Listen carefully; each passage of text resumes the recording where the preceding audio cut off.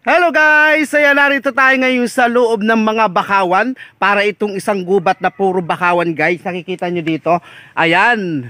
Makikita nyo guys, puro bakawan talaga rito. At saka bukod pa sa ro, napakarami dito na yung tinatawag po natin na alimango. Ayan, dito kasi kumukuha guys ng alimango po yung ilan po nating mga kababayan na ibinibenta po dito po sa bayan po namin. Ayan.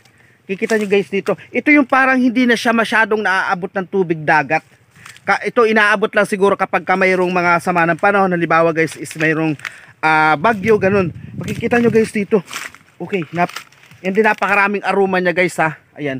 Makikita nyo dito kapag nasa loob tayo ng mga ganyan, parang wala na tayong lulusutan kasi parang nakakaligaw.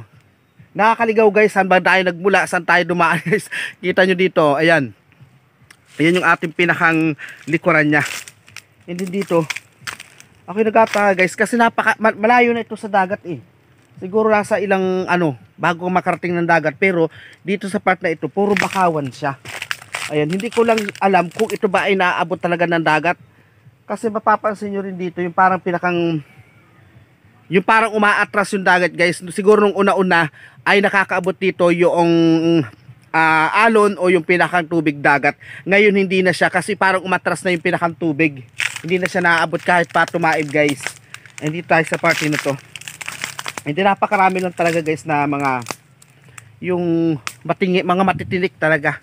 Ayan. Tulad ko, sinusuot ko talaga guys yung mga ganito mga lugar na talaga pong challenge para sa akin. Ayan. Solo lang tayo ngayon at wala po tayong nagiging kasama dito. Ayan, kaya tayo dito sa parte ito. Ayun, tuloy tayo dito guys. May nakita ako dito na, pero parang inaabot din siya guys ng tubig ha. Kasi nakakita ako ng mga inanod talaga. Pero parang napakatagal na nito na hindi na nasusinipan guys ng tubig. Yan, napapansin nyo dito.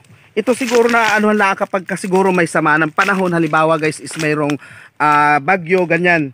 Yung malakas ang hangin na natataboy dito yung pinakang tubig dagat. Pero ngayon is wala. Yan, pasensya na kayo guys kasi wala tayong dala noong tawag doon, yung pinakang hawakan po ng cellphone, yung stick. Ayan, kaya tayo nagtsatsaga tayo sa kamay kahit na medyo nakakangalay na. Ayan, dito tayo sa part na ito. May ilog dito maliit guys. Ayan, napakahirap guys. Napakahirap ng ating dinaranas dito. Okay, dito tayo. Ayan, ito yung pinakang ilog niya. Yan, yung part na yan. Siguro kapag lumalaki yung tubig dagat is napupunta naman siya dito. Ayan, pero sa katagalan guys ng panahon, yan tulad po na ating nakikita, hindi na siya aagusan, hindi na naaabutan ito ng pinakang ng tubig. Siguro nung una-unang panahon, nung una-unang mga araw. Ayan. Dito tayo guys. Maraming salamat sa inyong panood at ako po hindi na po ako magtatagal. Maraming salamat po. Sana po ay okay lang po kayo. God bless.